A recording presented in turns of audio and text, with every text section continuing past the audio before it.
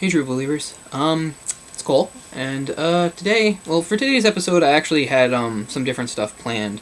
Not really specifically planned because I wasn't entirely sure I was going to do, but I actually have wanted to do something different. Today, I'm going to be doing another superhero type thing, and actually another Marvel thing too. Originally, I was hoping to do something quite different from that because I want to keep this different and have variety and that sort of stuff. But when it came to a couple of the things that I was considering, I just wound up for today's deciding not to do them because when I do this stuff, I like to have it really fresh in my mind. I like to have read it somewhat recently. Usually, I like to have it. Usually, for a lot of the stuff, I read or reread it really recently, like within the last few days or even the night before, that sort of stuff. And I just didn't get around to it this time. So hopefully, next episode I'll have something like that. So I hope you don't mind sticking with me to talk some Marvel, because today we're gonna do some Daredevil, great character, and a book that I picked up at the start of the summer that I really like. It was the first time I ever read it. I'd heard a lot about it. And this is Guardian Devil,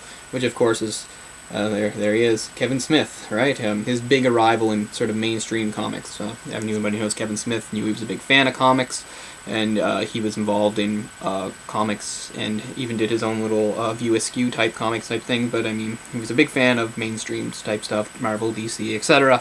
And this is his first foray into that, with a really great character, of course, Daredevil. So this is, as you see, part of the Marvel Knights line, which had started in, I guess, late '98.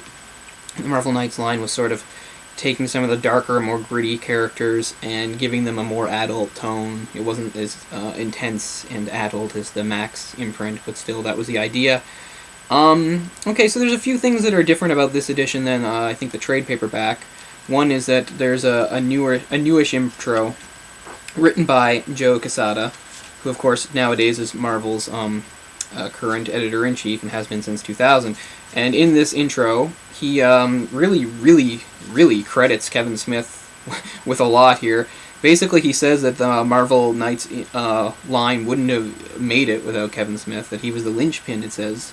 He also credits Kevin. He says he wouldn't even have his current job as editor-in-chief if not for Kevin Smith. So he really gives a lot of credit to Kevin Smith for the job he did on this. And I have to say he did an excellent job. Again, I think I've mentioned it before. If not, I really am a big Kevin Smith fan. I really enjoy his work, his films, and that sort of thing. He is the type of guy I look up to in a lot of ways and aspire to be like in many ways. And so the big question, of course, is, can he transfer that? Can he write comics? My answer is a resounding yes, absolutely. And I'll talk more about that later. So anyway, so this was an 8-issue arc, and I'm not sure this is one of the differences I was talking about when I was talking about differences between this and the trade paperback. The trade paperback has an intro that's included here at the end by his Hollywood chum, who of course would portray Daredevil on the big screen, Ben Affleck. It's in here, it's in the back. But also, after the 8 issues, there's a special Daredevil called Daredevil number 1/2, whatever, that just gives you a little background. It's not the traditional comic, the way it's written. It's got an afterword too by Kevin Smith. But anyway, I'm getting ahead of myself. Yeah, so it's written more like a book, as you see, with always some pictures there, and it gives us a little background knowledge, a little history on the characters. The whole idea is, the plot of this is, there's a mysterious shadowy character who we don't find who it is, who set out bent on destroying Daredevil, completely, not just killing him, but humiliating him, breaking him down, destroying him. And in that issue at the end here, after we know everything, we just find out a little more. He goes to the Kingpin, who of course is Daredevil's greatest and most personal enemy, and he goes to him specifically to find out things just about Daredevil. He pays quite a lot of money for this meeting, and that's what the result of that. So anyway, so we've got Daredevil, Matt Murdock, a frightened young teenage woman coming into his world very abruptly, and spouting some story about people being after her and her newborn baby. She's convinced that she had an immaculate conception because she's a virgin, and yet here she is with a baby, has no idea how it happened, and she is quite religious, and because of the people after her, comes to believe that her baby is in trouble for some deeply religious reasons, religious as far as Christianity goes. Yeah, she believes that her child might be some sort of messiah, and this group is coming together. Anyway, she disappears quickly, and winds up leaving the kid with him. So for a while we've got Daredevil with this kid in his care, Smith does a good job of like bringing in characters who are familiar in the Daredevil universe that he's had associations with in the past. Right, in the second issue, you've got the Black Widow, who of course he's had on again, off again relationships with, showing up to talk to him, and it's kind of funny because he dumps the kid in her lap, which is sort of a funny thing because, you know, she's this, you know, femme fatale, very independent secret agent, blah blah blah, and he winds up making her hold on to the kid and watch it while he goes looking for answers. And of course he winds up being approached by another person, again going with the religious angle, trying to convince him that this kid is actually the Antichrist and that there's this secret organization, all, you know, that they have to stop this kid from growing up, otherwise it'll cause the apocalypse, end of days, blah blah blah. He doesn't know what to believe, but of course, you know, this is Matt Murdock, traditional guilty Irish Catholic. Kevin Smith often talks about how he's had a Catholic upbringing and stuff, so maybe that's something he sort of plays with. I mean, we all know Dogma, right?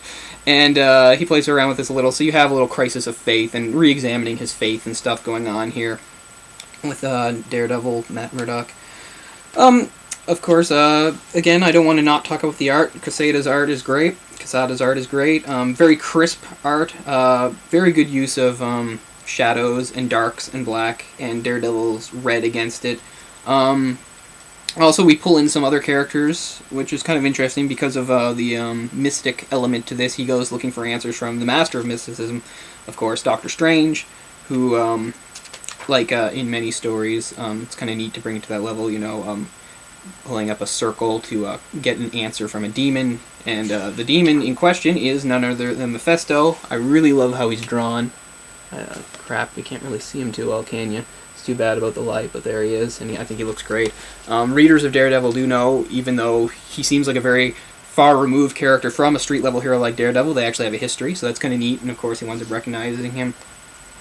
Another big thing, Karen Page suddenly lands back in his life at the exact same time that Bullseye is pulled into it. I'm not going to say what happens there. But, like I said, this mysterious person who wants to break down Daredevil knows that if he's going to do it right, he's got to get Bullseye involved. Not needless to say, Bullseye really cuts loose and certainly has an impact. Okay, so as this goes on, I'm trying my best not to give it away. Unfortunately for me, before I ever wound up sitting down and reading this story, I knew who the mysterious nemesis in the shadows was beforehand. There's hints to it. Maybe not huge hints, but there are hints to it, and I will just say it's not a Daredevil regular. It's a nemesis of actually another other well-known Marvel hero. It's not one of Daredevil's Rogues Gallery people.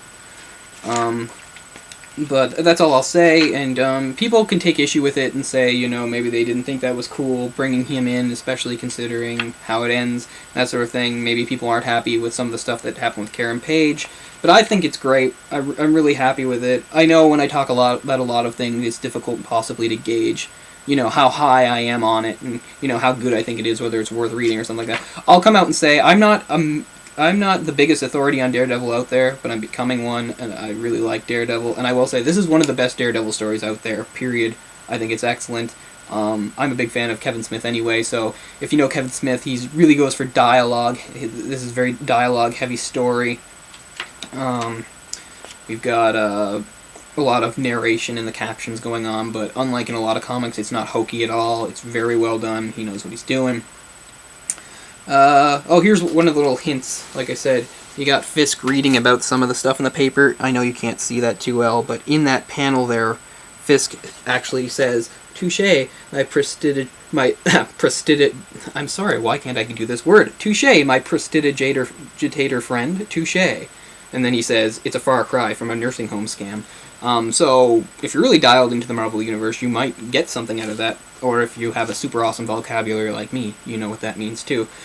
Again, I don't know how so much time has passed, but I just want to say how high I am on it. Really high. I think it's excellent. I think this is one of the best things I've talked about yet, as far as like how much I seriously love it. So I think you should definitely check it out, unless Daredevil's completely not your thing, or you have something against Kevin Smith, which I don't understand. His imprint is definitely on this book, but to me that can only be a good thing.